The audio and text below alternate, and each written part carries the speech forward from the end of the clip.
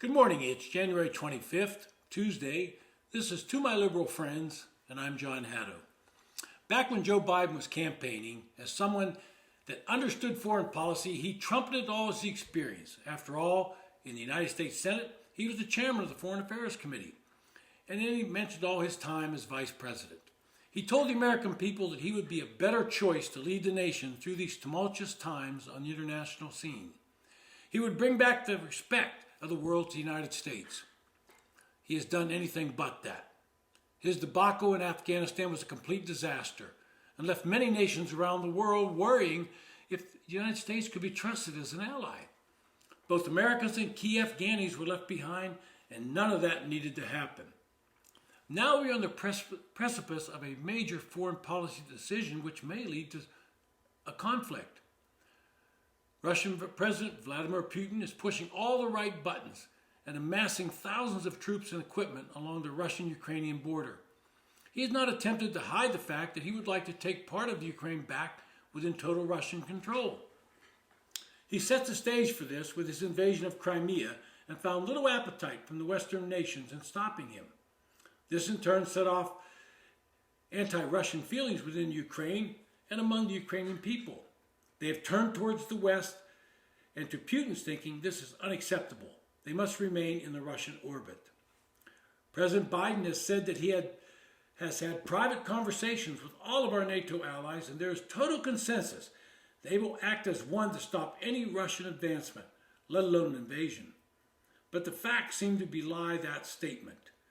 Germany is refusing to allow military equipment to be sent to the Ukrainian Defense Forces. China and Russia are talking these days, and after years of a standoffish behavior between the two nations, they seem to have found some common ground. Germany made a foolish decision, in my opinion, to close all of its nuclear reactors by the end of 2022, and that has made it more dependent upon Russian energy. They need the Nord pipeline, and when some in the Senate, especially Senator Ted Cruz, tried to offer an amendment that would have stopped this pipeline, they were defeated by the Democrats who got their marching orders from the White House.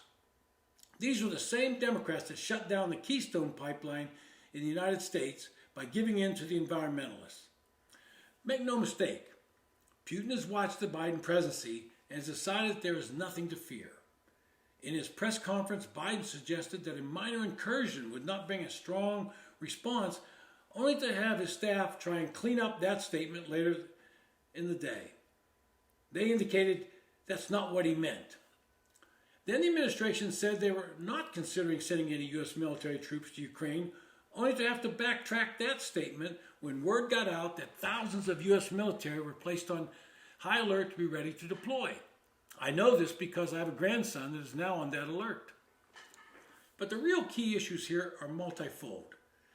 Biden is telling us that he has the support of NATO, and yet Germany, because of their reliance on Russian energy, is blocking a small nation like Estonia, a former Soviet satellite country, from sending any German-made weaponry to the Ukraine. Talk is cheap from German government officials, but their actions say they are responding to the leverage Russia has over them. Second, Putin has developed a better relationship with China, and something that has been missing from the equation for years. I'm old enough to remember when both nations kept large forces along the border between them. Putin has engaged in talks with Chairman Xi Jinping, and while many Western nations will diplomatically boycott the Olympics in China, Vladimir Putin will be an honored guest. Both of these leaders, in both Russia and China, see President Joe Biden as weak and are willing to push the envelope. For China, they will be watching what happens in the Ukraine with a lot of interest. At some point in time, they may decide it's time to act on Taiwan. That would force the United States to look at the Taiwan Relations Act of 1979. I'm very familiar with that act, having worked on it while serving on staff in the Senate. One of the amendments I helped draft for Senator Orrin Hatch makes even an economic embargo of Taiwan by mainland China to be a threat. The act states, and I quote, "The United States will make available to Taiwan such defense articles and defense services in such quantity as may be necessary to enable Taiwan to maintain a sufficient self-defense capability." It then further states the United States will, and I quote, consider any effort to determine the future of Taiwan by other than peaceful means, including by boycotts or embargoes, a threat to the peace and security of the Western Pacific area and of grave concern to the United States. This is the text of the amendment that Senator Hatch inserted. But all of that language is subject to a decision by the President of the United States. This type of language is called strategic ambiguity. And what we have in both Putin and Xi are counting on that Biden will not have the fortitude to step up and confront them. This is why the response to Russia and their possible invasion of Ukraine will be a key telling point on the future of the United States. I would also be remiss if I did not mention that President Biden is getting a little tense with questions being asked him. I think all of you remember when shortly after his inauguration, he made a statement that if anybody is rude to the press and treats them unfairly, he would fire them on the spot. This was in reference to some of the battles that Donald Trump had with the press.